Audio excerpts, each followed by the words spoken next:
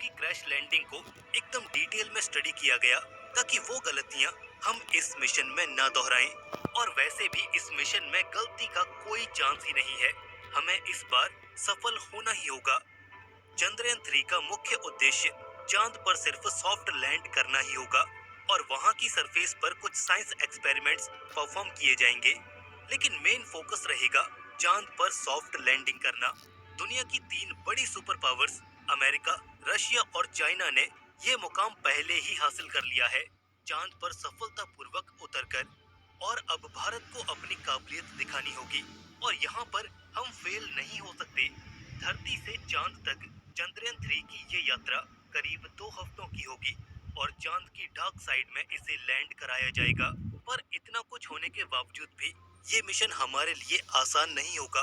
तो बने रहिए दोस्तों आगे इस वीडियो में और हम जानेंगे कि आखिर क्यों चंद्रयान 3 मिशन इसरो का अब तक का सबसे कठिन मिशन होने वाला है। 600 करोड़, जी हाँ 600 करोड़ के करीब है चंद्रयान 3 की लागत, जिसे हाल ही में ऑफिशियली 12 जुलाई सन 2023 को लॉन्च करने का प्लान है। 12 जुलाई से लेकर 19 जुलाई के बीच सतीश धवन स्पेस सेंटर श्रीहरिकोटा से इसे लॉन्च किया जाएगा। 600 करोड़ वाकई एक बहुत बड़ी रकम है, लेकिन इसरो के इतिहास में ये सबसे महंगा मिशन नहीं है, बल्कि चंद्रयान 2 इस मिशन से करीब 1.5 गुना ज्यादा महंगा था।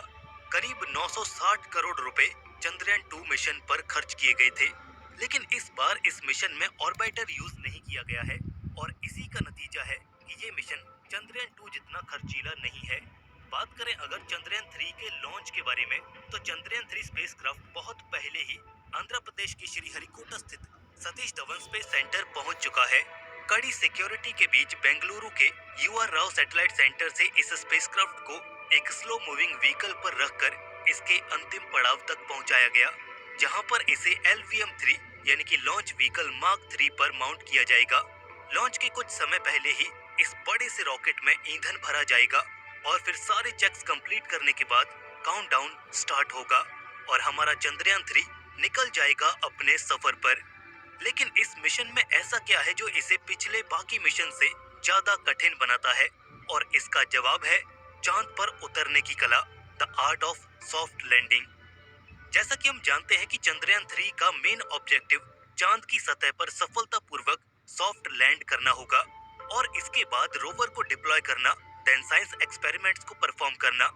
चांद पर सॉफ्ट लैंड करना या किसी भी सेलेस्टियल बॉडी पर उतरना, ये वाकई एक कॉम्प्लिकेटेड, कॉम्प्लेक्स और डिफिकल्ट टास्क है। अब चंद्रयान 2 को ही ले लीजिए। हमने चंद्रयान 2 को चांद के ऑर्बिट में तो पहुंचा दिया, लेकिन विक्रम लैंडर को उसकी सतह पर उतारने में कामयाब ना हो सके। चांद पर उतरते हुए सतह से करीब 2.1 किलोमीटर ऊपर ही विक्रम लैंडर के सॉफ्टवेयर में कोई ग्लिच आ गया था और हमारा संपर्क उससे टूट गया। लेकिन यहाँ पर हम अकेले नहीं हैं। चांद पर उतरने से पहले अमेरिका और रशिया न जाने कितनी ही बार फेल हुए हैं। हाल ही के केस देखें तो इजराइल और जापान भी चांद पर उतरते हुए चंद्रयान 2 की ही तरह क्रैश लैंड हो गए। और अगर मार्स की बात की जाए तो आज तक रशिया बहुत ट्राई कर चुका है, लेकिन मार्स पर नहीं उतर पाया। अमेरिका भी मंगल पर उतरते हुए अनेकों बार फेल हुआ। मंगल पर असफलताओं का ये नंबर तो इतना बड़ा है कि उन असफलताओं को मंगल का श्राप कहा जाने लगा। खैर, इसरो ने चंद्रयान 2 के बाद हार नहीं मानी और दोबारा ट्राई करने का मन बनाया। इसरो ने अपनी गलतियों और चंद्रयान 2 से कई ऐसे सबक लिए जिससे हमारे इस तीसरे मिशन में कोई और गड़बड़ ना हो और ये वो सारे मुकाम हासिल कर पाए जो 2019 में हम नहीं कर पाए थे। इसके सॉफ्टवेयर में चेंज किया गया है ताकि ये सारी संभावनाओं को कैलकुलेट करके एक बेहतर डिसीजन ले पाए।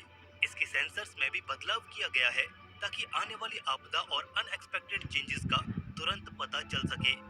इसके साथ ही इसकी रिडंडेंसी और फेलियर या अनएक्सपेक्टेड सिचुएशन को हैंडल करने के लिए भी इसे काबिल बनाया गया है। इस बार मिशन की कॉम्प्लेक्सिटी को कम करने के लिए इसमें ऑर्बिटर की जगह propulsion मॉड्यूल का इस्तेमाल किया गया है और इसका मतलब ये है कि इस मिशन में हम चंद्रयान 2 के ऑर्बिटर को ही इस्तेमाल करने वाले हैं। इस मिशन में सबसे कठिन होगा चांद के साउथ पोल पर उतरना। चांद का साउथ पोल हमारी